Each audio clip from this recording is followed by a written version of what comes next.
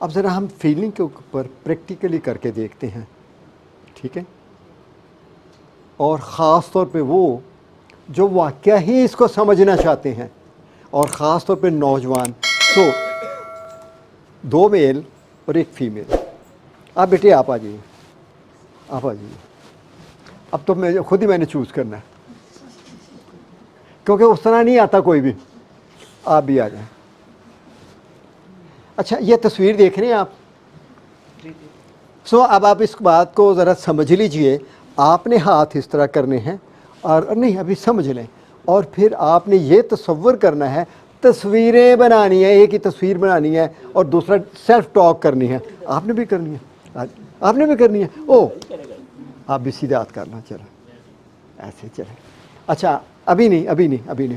اور پھر آپ نے بار بار سیلف ٹاک کرنی ہے کہ میں نے ایک بالٹی اٹھائی ہوئی ہے جس میں 10 کلو وزن ہے، اور اس کا بھی ساتھ. پھر میں کہتا ہوں جی 20 کلو ہے، یا میں کہتا ہوں 30 کلو ہے. آپ کی سیلف ٹاک اور آپ کا تصور دونوں آپس میں جڑ جائیں گے. وٹ ول ہیپن پھر اس کے بعد ہم دیکھتے ہیں، ٹھیک ہے نا؟ اور آپ نے دائیں ہاتھ میں رکھنا ہے. آپ میں سے کوئی لیفٹ ہینڈڈ تو نہیں؟ دائیں ہاتھ سے مطلب رائٹ ہینڈ دیکھے گا، وہ دیکھے جیسے وہ ہے، ٹھیک ہے؟ ہاتھ دونوں ہی ایسے کر، دونوں ایسے ہی کرنے. کلیئر ہو گیا؟ Close your eyes, relax your body. آنکھیں بند کر لیں، دونوں ہاتھیں سیدھ کر لیں، اور اس طرح تصور کریں کہ آپ کے دائیں ہاتھ میں ایک بالٹی ہے، اور اس بالٹی میں 10 kg وزن ہے. 10 kg وزن ہے، اور آپ خود کو کہہ رہے ہیں اوہ میں نے 10 kg وزن اٹھایا ہوا ہے. اس بالٹی کو بھی دیکھیں، 10 kg کو بھی فیل کریں. 10 kg 10 kg. اور اب میں اس کو بڑھانے لگا ہوں. اب یہ 20 kg ہو گیا. اوے 20 kg 20 kg. اب آپ نے 20 kg ہے، اور آپ سے اٹھانا مشکل ہو رہا ہے کیونکہ ٹائم زیادہ گزر گیا. اور آخری مرتبہ اب میں اس کو 30 kg کر رہا ہوں. No it is much difficult for you to pick it up. اپنے آپ کو بتا بھی رہے ہیں، بات بھی کر رہے ہیں. Then open your eyes. اب آپ دیکھیے، اپنے ہاتھوں کو دیکھیں، اپنے ہاتھوں کو دیکھیں. اب it is a very good subject. نہیں یہاں پہ اور بات آپ نے پاؤں کھول کے نہیں کھڑے. نہیں، چلیں آپ نیچے کر لیں.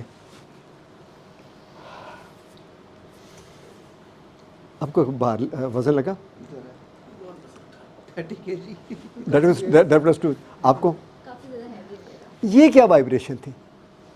یہ کیا ہے جو فیل کیا ہے نا؟ ویٹ فیل کیا. آپ کو کچھ لگا؟ آپ کو سٹریس ہوا. یہاں پہ اپنا شکیلا ایک بڑی امپورٹنٹ بات ہے. ان دونوں نے ڈیجیٹل کیا ہے، ٹھیک ہے نا؟ اور اس نے انالاگ کیا ہے. یہ ڈیجیٹل انالاگ کے اوپر ہم آگے چل کے بات کریں گے کہ انہوں نے کوئک تصویر بنائی ہے، انہوں نے سلو بنائی ہے. یہ ایک بڑی امپورٹنٹ بات ہے، اور خاص طور پہ NLP پریکٹیشنر کو یہ سمجھ آنا بڑا ضروری ہے. وہ آگے چل کے بات کریں گے. اور یہ بات آپ نے بھی کی ہوئی ہے، میں نے اب اس دفعہ انکلوڈ کی ہے، پہلے میں نے بھی نہیں انکلوڈ کی ہوئی تھی کورس میں. سو اس کو کیا کہیں گے آپ؟ فیلنگ. آپ نے وزن فیل کیا نا، تو اس سے depression, tension, anxiety, fear, phobia سب کچھ ہم فیل کر رہے ہوتے ہیں. کیسے فیل کرتے ہیں؟ کس طرح ہم دماغ میں تصویریں بناتے ہیں؟ کیا سیلف ٹاک کرتے ہیں؟ ان کو چینج کرنا ہی سکھانا میرا مقصد ہے. ان فیلنگ کو چینج کرنا ہے. اور میں یہ سمجھتا ہوں کہ فیلنگ از دا کی ان آور لائف. سکسیس کے لیے از اے کی، ڈپریشن، ٹینشن، انگزائٹی کے لیے از اے کی. تو اس کی کو کیسے استعمال کرتے ہیں یہی سکھانا ہے آپ نے. تو فیلنگ کے بارے میں سب کو سمجھ لگے کہ کیا ہوتی ہیں. چلیں thank you so much ji. Feelings کی بات ہو رہی ہے تو فیلنگس 2 طرح کی ہوتی ہیں، پلیزنٹ فیلنگس اور ان پلیزنٹ فیلنگس. خوشگوار احساسات، ناخوشگوار احساسات. خوشگوار احساسات میں کیا کیا ہے؟ گریٹیٹیوڈ یعنی شکر گزاری، happiness satisfaction, excitement, contentment, calmness, admiration, compassion. اور یہ اردو میں بھی لکھی ہے. اور شکر آپ گزاری ہے خوشی، اطمینان، جوش، قناعت، سکون، تعریف، ہمدردی. یہ پلیزنٹ فیلنگس ہے. اس کے پلیزنٹ فیلنگز جو ہیں وہ آپ کے اندر امیونٹی سسٹم کو مضبوط کرتی ہیں اور آپ اپنی پریشانیوں کا اور اپنی ایگزائٹیز کو اپنے ان چیزوں کو فیس کر سکتے ہیں. اور شکر گزاری تو ایک ایسی چیز ہے, شکر گزاری اگر آپ روزانہ کا معمول بنا لیں, ہر روز صرف یہ لکھ لیں روزانہ 3 کہ آج میں ایسی کون سی 3 چیزیں ہیں جس کے لیے میں اللہ تعالیٰ کا شکر گزار ہوں یا تو دیکھیے گا آپ آہستہ آہستہ 30 دن کے بعد دیکھیے گا کتنی چیزیں ہیں آپ کے پاس کہ آپ کے اندر آپ کو لگے گا کہ آپ کے اندر اتنی چیزیں ہیں شکر گزاری کی کہ آپ اسے کاؤنٹ کرنا ہی مشکل ہے. اور پھر ہماری صرف شکر گزاری سے ہی آپ کے اندر ایگزائٹی, آپ کے اندر سٹریس کم ہو جائے گا, کیونکہ ہم اس لیے ناخوش رہتے ہیں کیونکہ ہم مسنگ چیزوں کو یاد کرتے ہیں. جو مسنگ ہوتی ہے چیز اسی کو لے کے بیٹھے رہتے ہیں, جو ہمارے پاس ہوتا ہے وہ نظر نہیں آتا. شکر گزاری کی طاقت ہے کہ ہمیں وہ چیزیں نظر آنا شروع ہو جاتی ہیں جو ہمارے پاس ہیں. شکر گزاری ہائیسٹ فریکوینسی ہے اس کی 700 hertz per second. It's a too much. اور آپ کو ایک اور ہے, اور میں نے اپنا علاج شکر گزاری سے ہی کر رہا ہوں.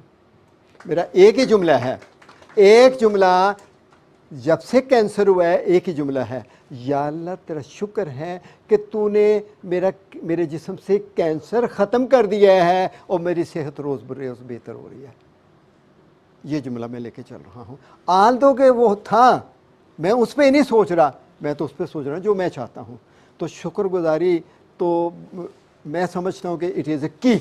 میرا پی ایس اے لیول 23 کے اینڈ پر دیٹ واز 90.